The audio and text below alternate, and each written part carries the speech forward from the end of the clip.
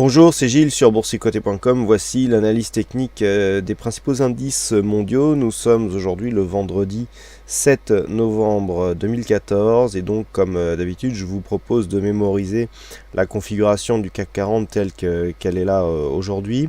Alors déjà, ce que nous pourrons remarquer notamment sur les indices européens, c'est que cette zone ici de résistance n'est pas du tout significative, on la trouve que sur le CAC 40. Malgré tout, les points de comparaison viendront un petit peu comme la semaine dernière, de la vigueur ici du rebond technique et notamment de l'accélération qui se profilait jusqu'à hier soir par rapport à la phase de baisse que les marchés ont connue dans la première quinzaine du mois d'octobre, puisque nous allons voir que les rebonds qui ont suivi ne sont pas du tout égaux en fonction des marchés sur lesquels on se trouve. Sur le DAX, pour commencer, nous avons une configuration similaire à celle du CAC 40, avec ici cette phase de baisse qui retrace à légèrement plus des 61,8%. Le DAX se bat actuellement avec une zone horizontale à 9400 points. C'est une zone assez importante, elle a de nombreuses reprises été significative, on le voit ici sur cette phase où il y avait eu un gap de continuité qui avait été comblé mais qui avait donné lieu à une poursuite du mouvement. Et puis sur la phase de baisse, ici on avait eu cette petite zone de support qui avait été cassée, retrouvée comme résistance, et donc suite à cela on avait marqué une phase de continuité sur cette phase de baisse. Donc pour le moment on est effectivement sur un rebond, il faudrait absolument s'affranchir de cette zone des 9400 points pour valider une poursuite du mouvement haussier, mais pour l'instant, au moment où je fais cette analyse, en tout cas, c'est plutôt mal parti, puisqu'après une ouverture, donc au-delà de cette zone, on est en train de redescendre en dessous, et je dirais même de tester ici, de venir à l'approche de cette zone de support oblique qui est pourtant très dynamique. Donc pour l'instant, il n'y a pas de signal tant dans un sens que dans l'autre. On est toujours ici sur une phase de test de cette zone horizontale. On n'a pas encore invalidé le mouvement haussier, donc on reste dans une continuité de mouvement. Du point de vue des indicateurs, nous avons une configuration qui commence à être surachetée. Du point de vue du stochastique, le RSI lui est encore en phase haussière, soutenu par le MACD qui nous indique une poursuite du mouvement dans des volumes relativement nourris. Donc pour l'instant on serait plutôt sur une phase de continuité là aussi en ce qui concerne les indicateurs. Si les cours venaient à casser ici cette zone des 9400 points, le prochain objectif se situerait ici sur cette zone des 9600 points. Zone des 9600 points qui là aussi est une zone intéressante d'un point de vue horizontal. Alors déjà c'est un chiffre rond, c'est un détail qui peut avoir de l'importance. Et puis nous avions ici cette zone qui avait été relativement significative. On avait retrouvé ici cette zone comme point haut avant d'être cassé, d'être retrouvé comme zone de support et d'être cassé. Ici on avait encore une fois support avant la cassure et donc le début de ce mouvement haussier. Donc cette zone ici 9600 points était assez importante. On avait aussi cette zone qui était presque le point milieu ici d'un quasi double top qui avait donné lieu au retournement de la tendance donc mi-septembre pardon. Donc à surveiller en cas de cassure des 9400 points, un objectif ici sur 9600 points. Sur le FTSE, la configuration est assez similaire. Nous avons ici la phase de baisse avec un rebond technique donc qui a du mal par contre à repasser au-delà du retracement à 61,8%.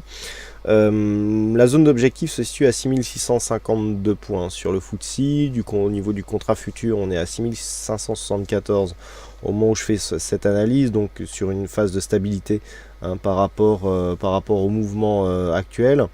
Le FTSE a connu une phase de baisse assez marquée et a du mal à rebondir. On a un peu plus de mal du point de vue du rebond, surtout que cette zone ici est 61,8 était déjà une zone de résistance naturelle, on le voit bien ici sur cette phase. On a du mal à repasser ici au-delà. Mais bon, porté par le reste des indices, on devrait avoir une poursuite du mouvement haussier sur la continuité de ce mouvement. Toutefois, il y a un niveau d'invalidation, à savoir cette zone ici est 6506 points, puisque c'est l'endroit où se trouve actuellement la zone de support ici, la zone de support oblique qui définit justement cette tendance. Quoi qu'il en soit, si on élargit un petit peu la tendance, que l'on peut remarquer, alors c'est que cette zone déjà que le FTSE est en train de franchir correspond à une zone de point bas que je vais matérialiser, que je vais matérialiser tout de suite. Donc il est important que cette zone ici soit cassée à la hausse pour ne pas se placer dans le spectre d'une poursuite de mouvement baissier. Alors je vous rappelle que nous étions précédemment sur le FTSE sur une phase de biseau descendant quasiment, nous avions donc des zones horizontales du point de vue des points hauts. Et en fait, cette phase de consolidation ici est venue marquer un dépassement de cette phase. Alors, on peut considérer, je dirais, dans l'optique du mouvement qu'il y a eu contact. Simplement, à partir du moment où on est passé au-delà de cette zone, eh bien, on était en zone d'excès. C'est un peu comme ça qu'il faut le voir. Et pour preuve, dès que l'on a dépassé cette zone, eh bien, tout de suite, on a rebondi pour venir se recentrer. Malgré tout, nous sommes ici sur une phase où, si l'incapacité à dépasser cette zone est prouvée dans les heures, voire les jours qui viennent, on pourrait transformer donc ce début de mouvement qui normalement devait donner lieu à une sortie haussière en début de mouvement de retournement, puisque si on se place d'un point de vue plus global, nous avons ici une phase de hausse avec toujours cette zone horizontale des 6875 points qui est très forte, c'est une zone majeure. On l'a testé à de multiples reprises sans jamais arriver à la franchir. Il y a eu énormément de tests. On avait été ici sur une phase haussière. On a transformé donc cette phase haussière. Alors, il y a eu on a fait plus que revenir à tester comme zone de résistance. Donc, il y a eu quand même une tentative de réintégration. Et puis finalement, on est revenu là. Si on valide ici la cassure de cette zone à la baisse et que l'on n'arrive plus à revenir sur le précédent point bas significatif, on peut très bien se retourner ici et marquer le début d'un mouvement baissier moyen terme. C'est tout à fait possible. Et donc c'est ce qu'il va falloir observer sur cette phase de franchissement. Restez vigilants. Si on valide ici cette zone comme zone de résistance et que l'on part à la baisse sur une rupture par exemple de cette zone de support, le signal sera assez fortement baissier sur le FTSE. Peut-être plus que sur d'autres indices européens. Mais on sait que la décorrélation du FTSE est un peu plus forte que ce que nous avons notamment entre le CAC et le DAX. Il y a notamment un effet devise avec la livre qui n'est pas sans conséquence. Donc à surveiller ici cette possible cassure, donc soit aujourd'hui soit dans les prochains jours. Par contre une bonne rupture haussière de cette zone des 6568 points nous donnerait un signal, nous donnerait une bulle d'air, puisqu'on validerait ici la poursuite du rebond technique et on invaliderait je dirais la validation d'un mouvement baissier immédiat, ce qui serait assez intéressant donc pour la poursuite du mouvement. Donc à surveiller ici cette zone des 6567 points et puis une éventuelle rupture ici de cette zone des 6500 points. Passons maintenant aux indices américains avec donc, comme je vous l'indiquais en début d'analyse, un rebond technique qui a été beaucoup plus marqué sur les marchés américains que sur les marchés européens. Là où nous sommes à peine aux 61,8% sur un marché européen ou en train de le franchir. On a déjà dépassé les derniers points hauts significatifs sur le S&P 500 et nous verrons que le Nasdaq nous propose une configuration peut-être même encore plus haussière.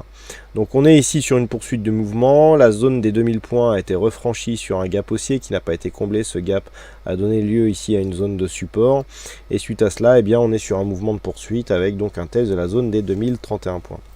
Alors toutefois, autant je ne vous ai pas montré les indicateurs, les indicateurs techniques sur le FTSE, puisque la configuration était identique au DAX, autant sur le S&P 500, on a quelque chose de différent, à savoir un surachat un peu plus marqué sur le stochastique, mais ça on sait que le stochastique peut rester quelques temps en zone de surachat, un RSI qui est beaucoup plus haut, mais surtout un signal de retournement ici sur le MACD. Donc le fait d'avoir ici une continuité haussière, un dépassement, une zone de surachat et un MACD qui tente à se retourner peut donner lieu à un retournement.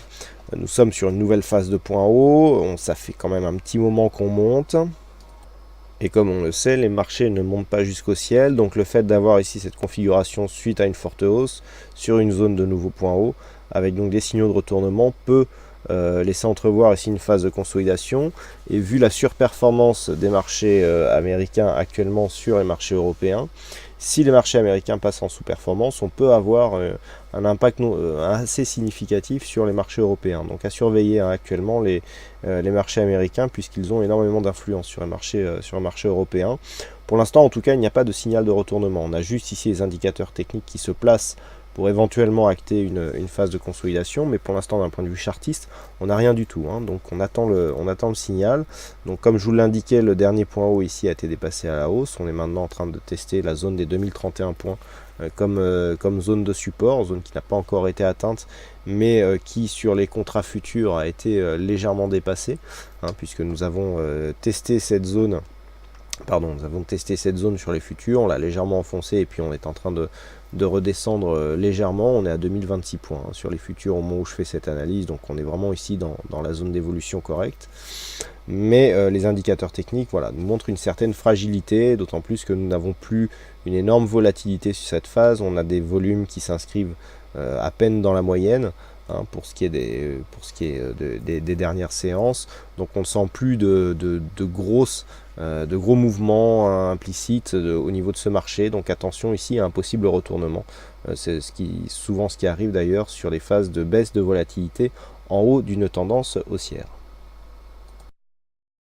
Ensuite, nous passons au Nasdaq. Alors, nous sommes toujours sur le S&P 500 sur ce graphe. Je voulais juste vous montrer de quelle manière les marchés étaient corrélés en ce moment. Ce n'est pas toujours le cas entre le S&P 500 et le Nasdaq.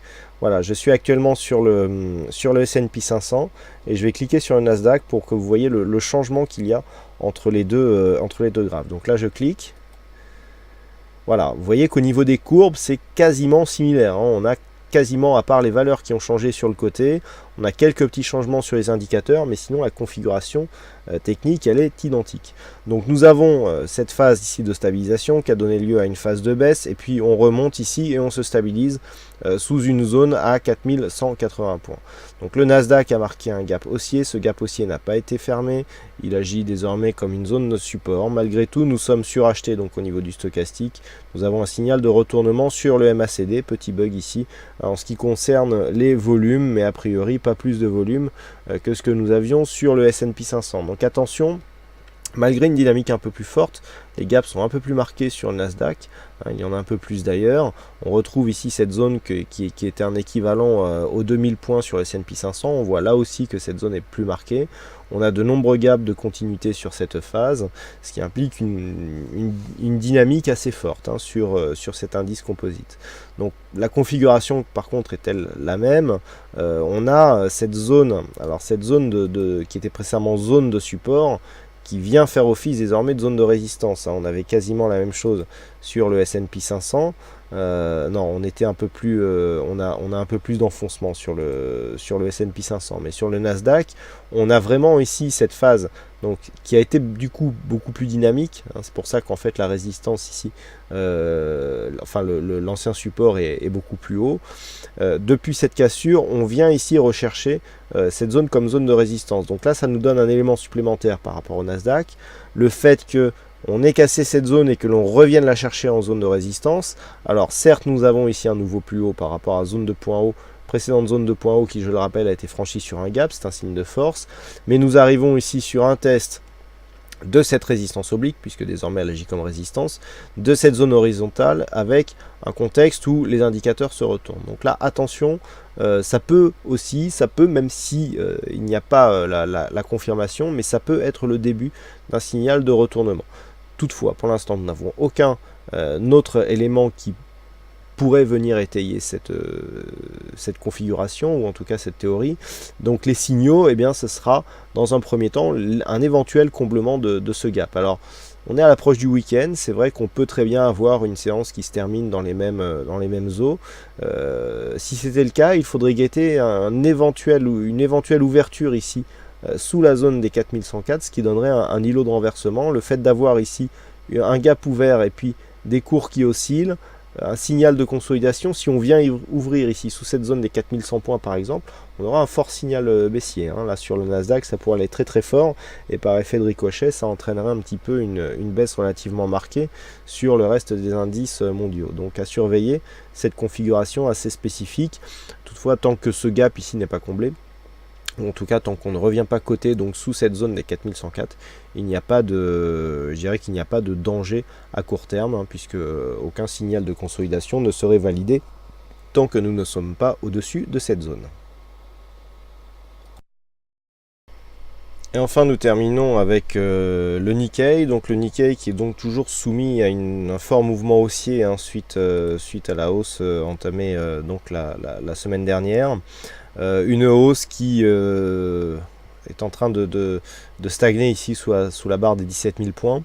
Malgré tout, cette hausse a remis le Nikkei dans un mouvement dans un contexte haussier, hein, suite à cette forte hausse ici enregistrée en 2013. On avait une phase de stagnation un petit peu, même si les points bas continuaient à être haussiers, comme je vous l'avais indiqué. Le fait de valider ici une rupture de cette zone des 16 300 points sur un gap, alors même si le gap n'est pas intervenu sur la rupture, mais suite à cette bougie où on avait un gap en entrée, on a eu un gap en sortie. Bon, on le sait, les gaps sont plus fréquents sur le Nikkei, mais tout de même, eh bien nous avons donc une continuité du mouvement moyen-long terme qui est en train de se mettre en place. Alors toutefois, suite à cette phase de hausse, ce que l'on peut voir, c'est que les cours sont en train de stagner, hein, comme je vous l'indiquais, sous la zone des 17 000 points. Du point de vue de la configuration technique, on a eu un surachat très rapide donc sur le RSI. Stochastique était déjà en zone de surachat. Et nous avons ici une forte amplitude sur le MACD qui est en train de se stabiliser. Sur un retournement de ce MACD, vu la forte hausse et vu la configuration des indicateurs techniques, on peut s'attendre là aussi à une phase de consolidation, ne serait-ce que sur un retour ici des 16 300 points. Cette consolidation serait tout à fait logique. On est monté ici d'une manière très dynamique, très significative, donc sur cette zone aussi horizontale qui correspond qui plus est à une zone ronde, 17 000 points, eh bien on peut très bien ici avoir un petit mouvement de consolidation, revenir par exemple chercher les 16 300 points, ce qui ne remettrait absolument pas en cause la poursuite du mouvement, puisqu'on ne ferait que transformer ici une zone de point haut en zone de support, donc c'est tout à fait logique et fréquent dans des phases de hausse. Donc la consolidation est tout à fait prévisible.